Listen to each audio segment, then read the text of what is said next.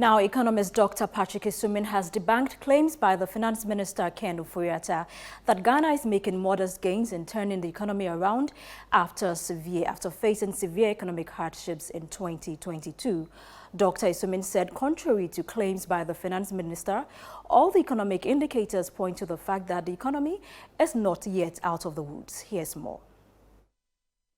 Presenting the 2023 mid-year budget review in Parliament on Monday, the Finance Minister Ken Ofori-Atta highlighted that the government's plans and programs are starting to yield positive results, moving the economy from the volatile place it found itself in 2023. However, the minority in Parliament has vehemently rejected this assertion.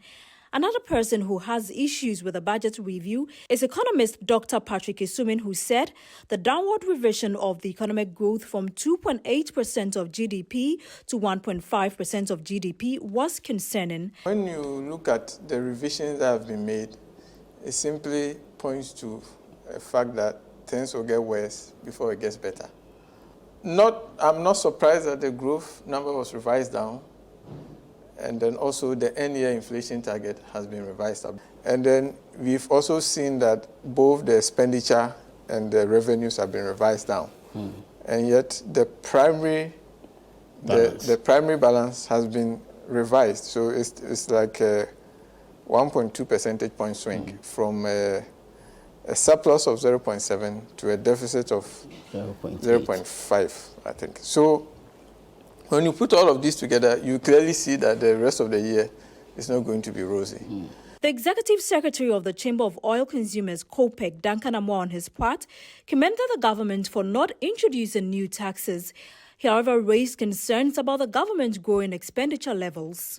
If you are looking at a real revenue that you had 96.7 instead of the projected 96.8, so you just fell short of 100, and then your expenditure ballooned surprisingly to 165 instead of the projected 138.8 billion. What this statement today is telling you and I is that the actual government expenditure went up by not less than another 28 billion to close at 165.